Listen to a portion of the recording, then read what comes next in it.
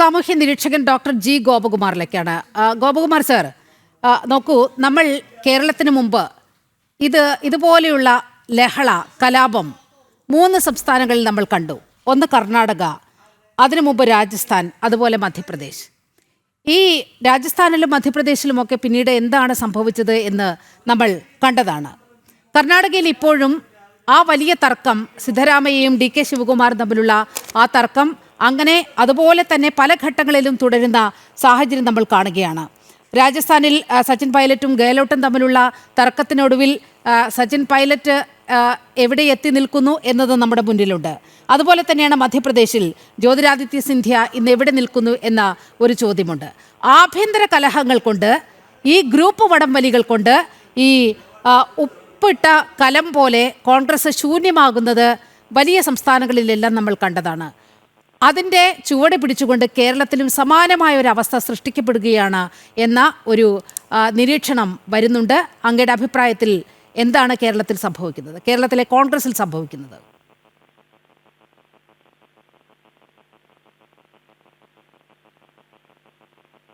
വളരെ വലിയൊരു മാൻഡേറ്റാണ് ജനങ്ങൾ ഈ തെരഞ്ഞെടുപ്പിൽ UDF നൽകിയത്. വലിയ പ്രതീക്ഷയിലുമാണ് ആ മാൻഡേറ്റ് വന്നിരിക്കുന്നത്. പ്രത്യേകിച്ച് തെരഞ്ഞെടുപ്പ് നയിച്ച VD സതീശനും മുൻ പ്രതിപക്ഷ നേതാവ് രമേശ് ചെന്നിത്തലയുമെല്ലാം വളരെയധികം ശക്തമായിട്ട് പ്രചരണ രംഗത്ത് നിൽക്കുകയും, സാധാരണ പാർലമെൻ്ററി ജനാധിപത്യത്തിൽ പ്രതിപക്ഷ നേതാവിനാണ് ഓട്ടോമാറ്റിക്കായിട്ട് നാച്ചുറൽ ചോയ്സ് ആയിട്ട് കൊടുക്കുന്നത്. ഇവിടെ 2 പ്രതിപക്ഷ നേതാക്കന്മാരുണ്ടായിരുന്നു. ഒരാൾ മുൻ പ്രതിപക്ഷ നേതാവും മറ്റവൻ നിലവിലുള്ള പ്രതിപക്ഷ നേതാവും.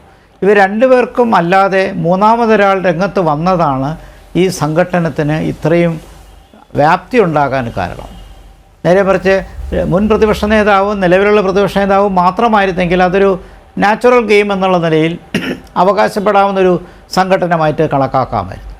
വളരെയധികം അധികാരമുള്ള ഹൈക്കമാൻഡിൽ അതിൻ്റെ തന്നെ ഭാഗമായ ഒരാൾ തന്നെ മുഖ്യമന്ത്രിയാകാൻ ആഗ്രഹം പ്രകടിപ്പിച്ചു എന്നുള്ളത് മാത്രമല്ല, അതിൻ്റെ എല്ലാ തെളിവുകളും തിരഞ്ഞെടുപ്പിന് വോട്ടിംഗ് കഴിഞ്ഞതിന് ശേഷം വന്നു, അതിനു മുമ്പ് വന്നില്ല. കാരണം നമുക്കറിയാം, കഴിഞ്ഞ മാസം ഡൽഹിയിൽ ഒരു MP ആയ കെ സുധാകരൻ 4 ദിവസത്തോളം ഹൈക്കമാൻഡിനെ വിഷമിപ്പിച്ച് താൻ തീർച്ചയായിട്ടും അസംബ്ലി തെരഞ്ഞെടുപ്പിൽ മത്സരിക്കുമെന്ന് വാശി കാണിച്ചപ്പോൾ ഹൈക്കമാൻഡ് തന്നെ, വേണുഗോപാൽ ഉൾപ്പെടുന്ന ഹൈക്കമാൻഡ് തന്നെ തീരുമാനിച്ചതാണ് ഒരു MPയും ഇലക്ഷന് മത്സരിക്കുന്നില്ല, ആ ഒരു തീരുമാനത്തിൽ എല്ലാവരും പിൻവാങ്ങണമെന്ന്.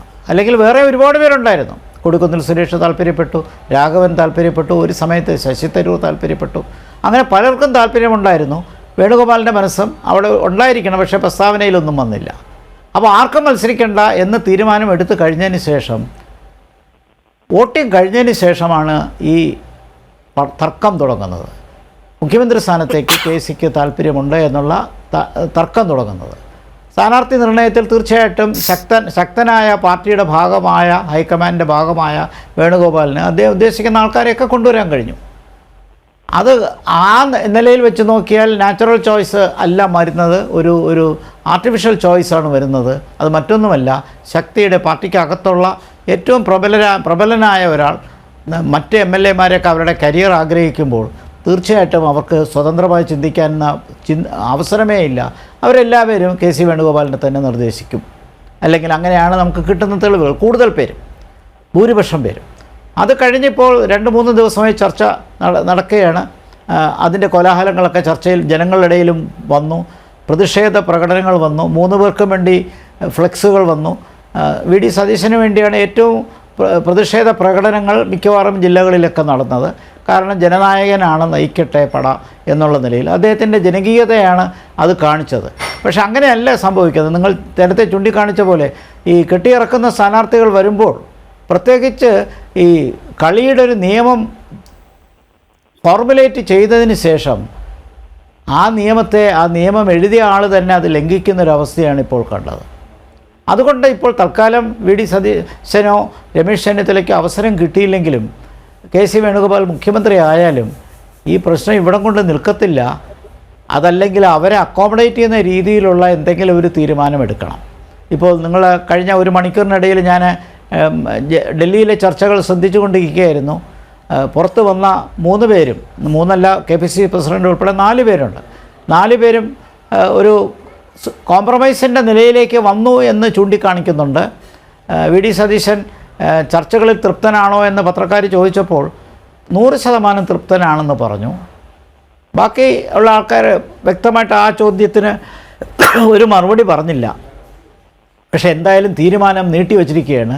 അവരൊക്കെ വി.ഡി. സതീശൻ മടങ്ങുന്നുണ്ട്. കെ.സിയും രമേശ് ചെന്നിത്തലയും ഡൽഹിയിൽ തന്നെ തങ്ങുകയാണ്.